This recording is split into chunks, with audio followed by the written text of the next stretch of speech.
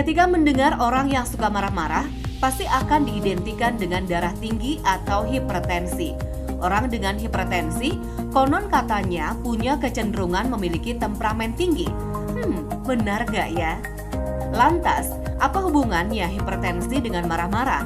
Simak Bincang Sehat Dr. Haikal Ansari dan Dr. Nurul Rahmawati, spesialis neurologi di segmen kali ini. Pemirsa Hidup Sehat Plus, saya sudah bersama dengan Dr. Nurul Rahmawati, spesialis neurologis. Halo dok, apa kabar? Sehat dok, dokter sehat? Sehat dok pastinya. Kalau kita membahas tentang tekanan darah tinggi atau hipertensi, ini kan penyakit yang merupakan faktor risiko berbagai penyakit yang seperti penyakit jantung, penyakit saraf, stroke dan sebagainya. Nah sebetulnya dok, berapakah ukuran tekanan darah yang normal untuk laki-laki maupun perempuan? Di guideline itu dok disebutkan bahwa tekanan darah tinggi itu dimulai dari 140/90. Jadi kalau misalnya sistolik itu tekanan darah tinggi yang bagian atas ya. Nah, sistoliknya itu dikatakan tinggi ketika 140, itu sudah masuk stage 1 atau grade 1.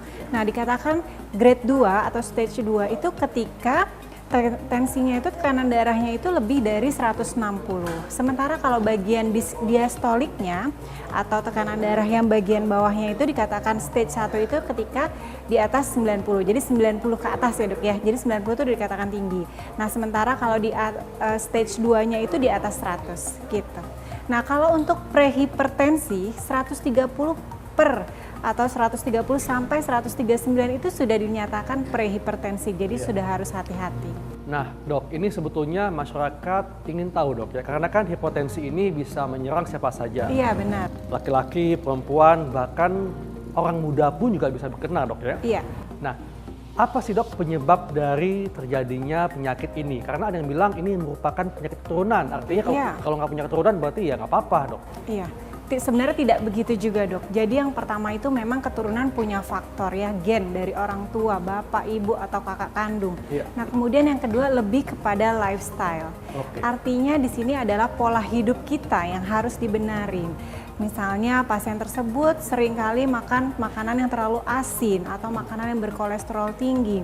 Dengan faktor risiko selanjutnya ada diabetes juga, kemudian ada obesitas juga, dan kemudian pasien tersebut tidak pernah olahraga. Atau bahkan pasien tersebut juga merokok atau minum alkohol. Nah itu merupakan faktor risiko untuk terjadinya hipertensi. Oke, jadi artinya meskipun memang dipengaruhi oleh faktor genetik, tapi pola hidup itu hidupnya memegang peranan utama.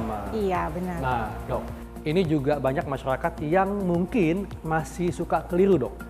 Karena masyarakat menganggap kalau terjadi sakit kepala atau sakit di tengkuk, ini merupakan gejala bahwa tekanan darahnya sedang naik. Nah, apakah memang seperti itu, dok? Beberapa kondisi memang ada yang bikin sakit kepala, tapi beberapa kondisi tidak menimbulkan gejala hingga terjadinya stroke atau perdarahan pada otak baru, nyeri kepala hebat. Tapi beberapa pasien cenderung tidak mengeluh apa-apa. Jadi memang hipertensi ini tidak bergejala. Iya, seringkali tidak bergejala. Dan baru bisa menimbulkan gejala kalau sudah terjadi akumulasi dok ya, artinya sudah ada pengerasan pembuluh darah.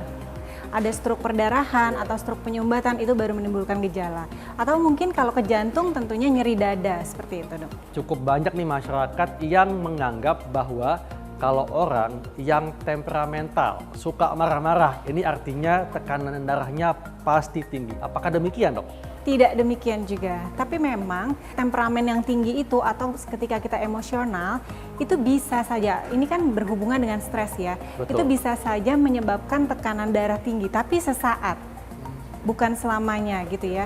Bisa menyebabkan tekanan darah tinggi sesaat karena apa? Karena pengaruh ketika kita stres tadi itu kan mengeluarkan hormon adrenalin dan juga kortisol. Nah, hormon-hormon ini tadi yang akan menyebabkan tekanan darah tinggi. Apakah nantinya mereka yang memang kurang bisa mengendalikan temperamennya atau memang cenderung emosional, apakah nantinya suatu saat bisa mengalami tekanan darah tinggi, dok? Bisa, ketika lifestyle-nya juga tidak dirubah. Adakah satu tanda yang bisa membuat seseorang itu tahu bahwa dirinya kayaknya mengalami peningkatan tekanan darah nih dok? Mungkin nyeri kepala salah satu gejalanya ya, meskipun tidak semua pasien mengeluh demikian, tapi mungkin seperti itu, atau mungkin dizziness ini goyang gitu, jadi pasien merasa naik kapal gitu, nah itu bisa jadi salah satu gejala. Banyak juga ya masyarakat yang menganggap bahwa ini penyakit orang tua, tapi ternyata kenyataannya sudah cukup banyak nih orang muda yang menderita hipertensi. Nah, apa dok faktor yang membuat usia itu semakin muda bisa mengidap hipertensi dok? Apakah pola hidup yang memang berperan lebih utama atau genetik dok sebetulnya? Kalau pada usia muda tentunya pola hidup, pasien muda tersebut tidak pernah olahraga, minum alkohol, merokok, kemudian makanan-makanan junk food gitu ya. Nah itu akan memicu terjadinya hipertensi. Saat seseorang menderita hipertensi, sebetulnya apa yang terjadi di otak atau di sarafnya dok? Nah gejala yang paling ringan neurologi disease pada hipertensi itu yang pertama nyeri kepala Dr. Haikal. Yang kedua dizziness atau vertigo ya. Kemudian hal lanjutnya yang tadi saya sebutkan adalah terjadi aneurisma pada pembuluh darah otak, nah kemudian bisa menyebabkan terjadinya perdarahan pada otak. Nah, hal selanjutnya itu tadi akan memicu terjadinya kejang bisa juga ya.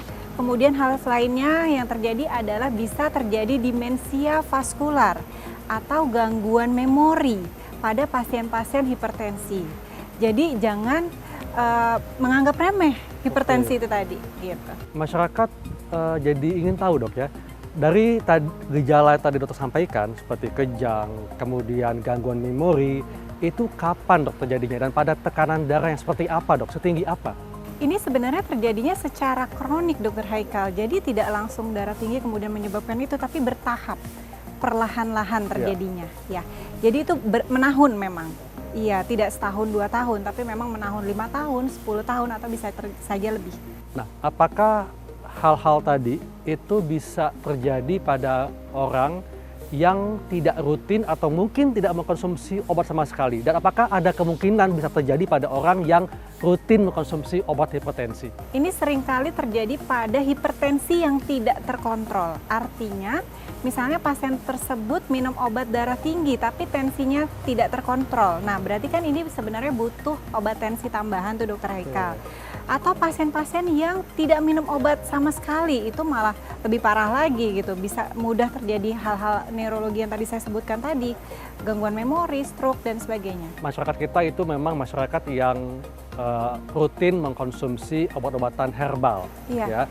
Apakah dengan mengkonsumsi racikan herbal itu dapat membantu untuk mengendalikan tekanan darah selain mengkonsumsi obat dari dokter? Itu saya tidak bisa bicara banyak. Memang ada obat-obatan herbal, ini nanti harus konsultasi kepada dokter herbal ya. Itu sebenarnya ada obat-obatan yang menyebabkan membuat tensi kita turun.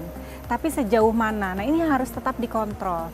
Dan seringkali masyarakat kita nih minum herbalnya yang bukan dari dokter, tapi yang beli sendiri. Betul. Nah ini malah berbahaya untuk apa? Satu, tensinya tidak terkontrol. Yang kedua, berbahaya untuk ginjal. Malah nanti bisa terjadi cuci darah akibat ginjalnya rusak karena obat-obatan herbal yang tidak diketahui isinya itu apa. Karena memang tekanan darah tinggi ini juga bisa menyebabkan komplikasi pada ginjal dok ya? Iya, selain pada otak, pada jantung itu bisa menyebabkan komplikasi pada ginjal. Jadi salah kalau misalnya orang-orang ini kan nyebutin, dok saya minum obat terus-menerus saya takut ginjal, itu salah. Ya, jadi ini harus digarisbawahi. Minum obat-obatan tidak menyebabkan sakit ginjal, apalagi obat darah tinggi. Malah kebalikannya, kalau nggak minum obat malah bisa menyebabkan sakit ginjal. Wah, itu betul banget dok. Ini memang edukasi yang penting, mesti diketahui masyarakat ya, bahwa obat-obatan hipertensi yang dikonsumsi jangka panjang tidak akan menyebabkan gagal ginjal, justru mencegah terjadinya gagal ginjal. Tips nih untuk masyarakat supaya masyarakat terhindar dari hipertensi, dan bagi mereka yang sudah terdiagnosa hipertensi dapat terhindar dari komplikasi yang tadi disampaikan. Oke, yang pertama adalah perubahan lifestyle ya. Kita dengan berolahraga 150 menit, olahraga ringan, misalnya jalan kaki gitu, 150 menit per minggu. Atau 75 menit per minggu jika olahraganya tersebut olahraga berat. Gitu. Nah, yang pertama tadi olahraga udah atau exercise. Yang kedua adalah perubahan hidup lain, misalnya menjaga makanan kita. hindari makan makanan yang sifatnya terlalu asin, makanan junk food, kemudian hindari terlalu banyak kafein, kemudian hindari minum alkohol ya. Nah ini bisa memicu kita atau bisa menghindari kita terjadinya hipertensi.